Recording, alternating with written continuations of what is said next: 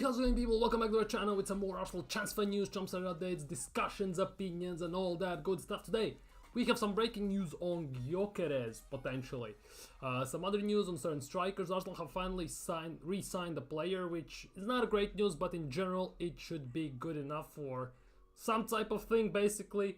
There are some reports of players leaving, coming in. There's quite a bit of stuff to talk about, to be honest, which I didn't expect specifically today. With Euros going on, the transfer window is a bit slow in signing terms because I assume because Arsenal are targeting many players that are in Euros, Copa America. They're playing basically international tournaments at the moment, so maybe hence why Arsenal haven't signed anyone. But there's quite a bit of stuff to talk about, so of course, like, comment, subscribe, hit that bell, and let's get into it. And we're kicking things off with Hein, who has signed a new deal at Arsenal. It's officially confirmed by Arsenal's X page. Everything is basically official, full turn. Hein has continued to impress us with his attitude and commitment to getting better every day. We valued being part of his continued development. We value being weird sentence. Basically, Arteta really likes him, he values his effort, commitment to the club, and we have re-signed him. Now, that doesn't mean Arsenal don't need another goalkeeper, because he hasn't played much for Arsenal's main team whatsoever. I think Okonkwo has played maybe even more, who is now at Wrexham, so it will be very interesting to see how this develops. But in my opinion, re-signing Hein, okay, cool, he could be the third choice goalkeeper, but I still believe that if Ramsdale leaves and Raya just remains as number one, we need another goalkeeper, because what if Raya gets injured and then we are left with Hein in goal? And imagine playing Hein in goal against, again, Real Madrid in Champions League or Manchester City. It could be very, very rough, to say the least. So definitely we need somewhat good second number two.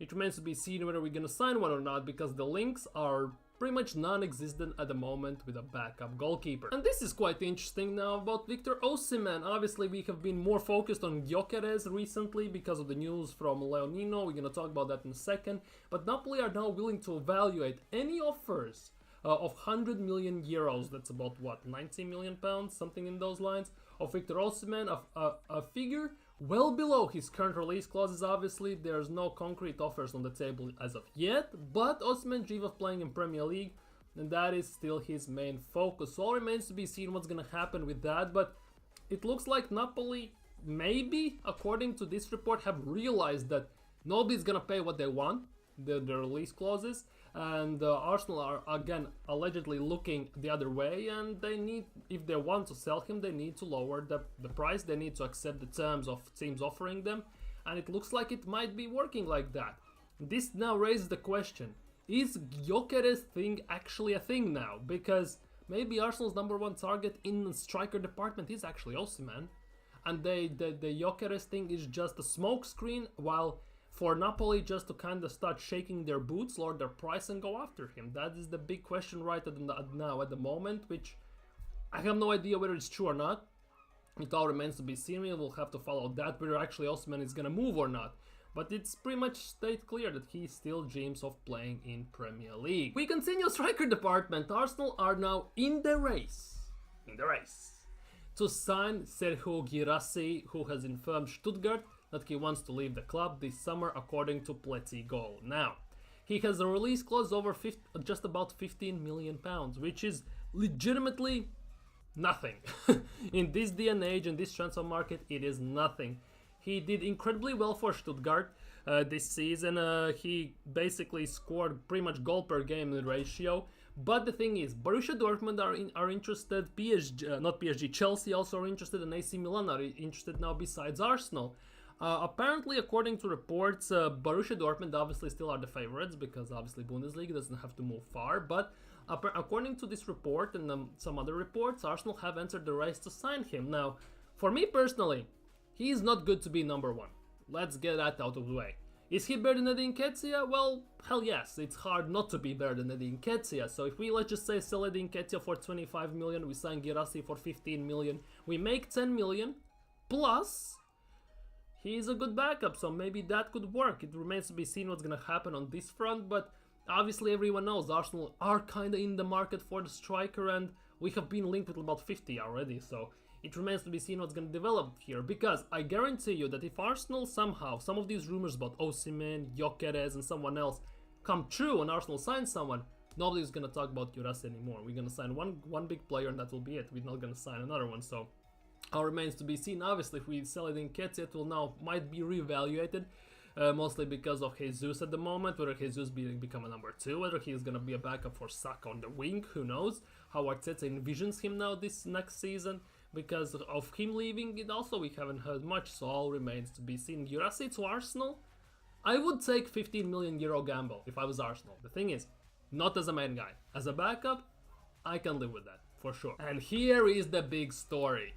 Exclusive, 100 million forward, still an option for Arsenal, says Fabrizio Romano. So this is all now coming out of Fabrizio Romano.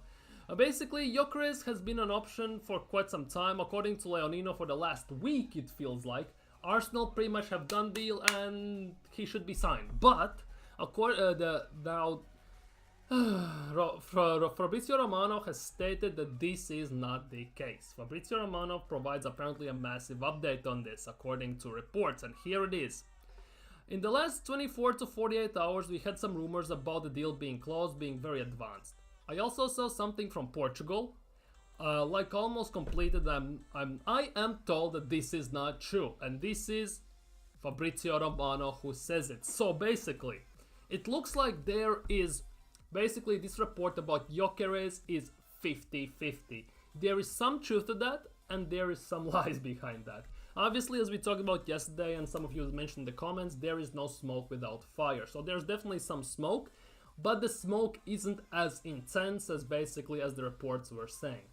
So it will be all interesting to see how this develops, because at the moment, Arsenal are not at that advanced stages of their negotiations for Gyokeres. They made contact on the player's side already months ago. It was between April and May. They're also informed about the conditions of the 100 million release clauses, but also the cost of the deal in terms of salary and all the rest. They still have not decided what they will want to do in the position, in this position, basically striker position number 9 for Arsenal, who is the priority target.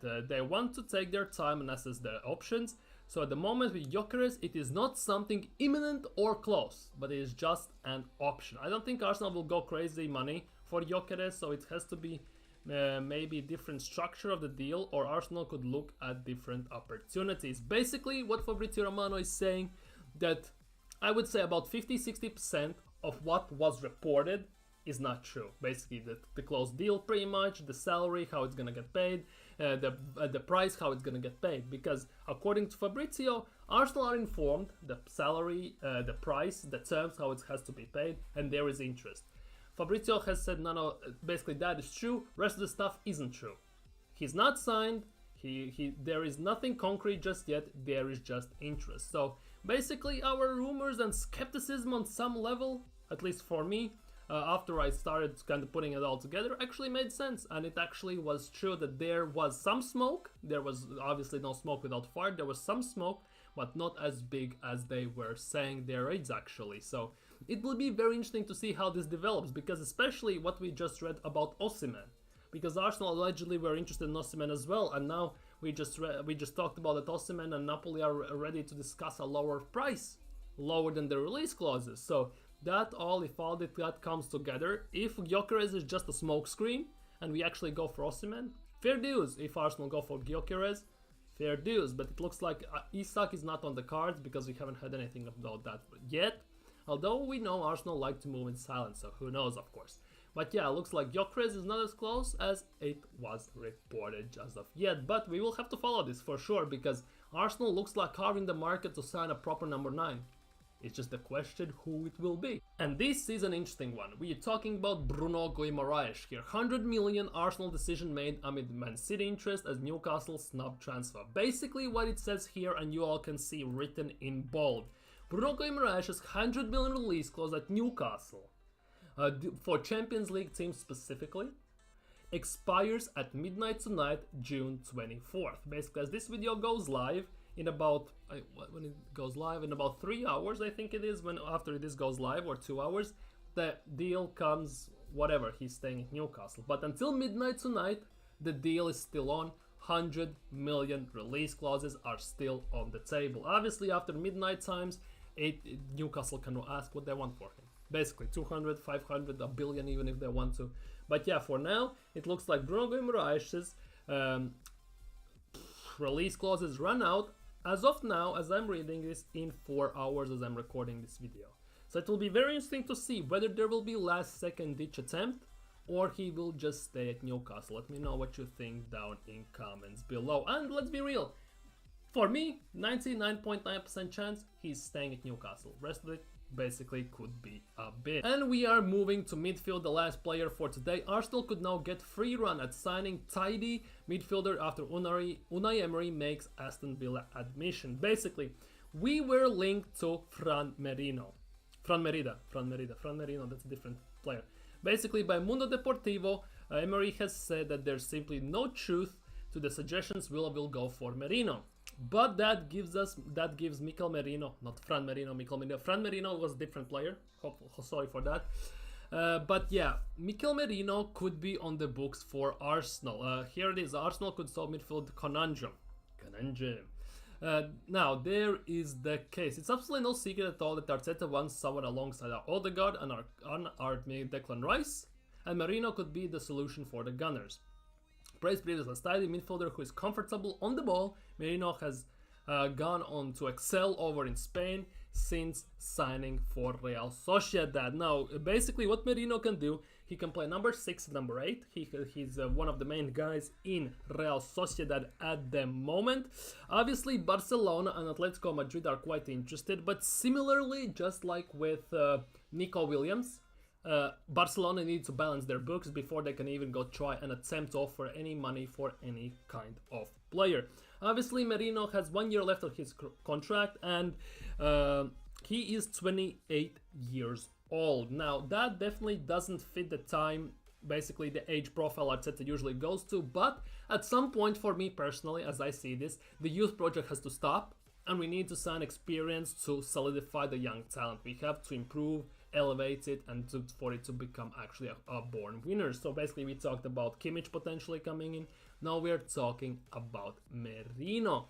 The only question mark would be around his age. Obviously he's 28 and he's in his prime. Arsenal may not get much in terms of resale value if it goes wrong. Obviously, similar like with Thomas Partey, he had massive release clauses, 45 million. We signed him, he got injured, and instantly the resale value tanked in the ground. And now we have no idea how much we could get for him. However, in terms of getting sitting midfielder to release Declan Rice, Merino is ideal, obviously, and he would fit into Arsenal's team actually quite decently. I'm not gonna lie. Now, I'm not gonna lie as well. I watch La Liga quite a bit, but specifically for Merino, I haven't paid much attention because I haven't watched too much Real Sociedad in general. However, Spain played tonight, and he might be in the squad. So it remains to be seen whether he's going to play or not, because if he plays, it will be very interesting to kind of scout him a bit to see how he plays, because they play Albania, they are already through as the #1 team, so it will be very interesting to see how this develops. But for now, yeah, Merino has been linked, he could be a viable option. The price is still up in the air, not known per se, but I'm not gonna lie, for Merino coming to Arsenal, I definitely wouldn't be against it, definitely, because he's had quite a wild journey as a player, and he didn't manage to prove himself properly at a younger age, but now he has established himself, he's in his prime, and coming to Arsenal actually could do him very, very good, and for Arsenal definitely could be a viable option. Of course, depends how much. Anyhow, those are the transfer rumors and reports and my opinions from me for you today. Let me know down in comments what you think, especially about the Gyokeres and Fabrizio Romano one. Would you take Merino at Arsenal? And the biggest one is also, would you in the last second ditch attempt try and just chug 100 million for Bruno Guimarães? Let me know that down in the comments below. And also importantly, we just re-signed Hein. Is it enough, or do we need another #2? Because for me, we definitely need a second goalkeeper, and we don't have that, especially if Ramsdale leaves, because let's be real, he won't be happy sitting on the bench for another season. So let me know that now in comments below. Like, comment, subscribe, hit that bell, and see you all tomorrow. Peace.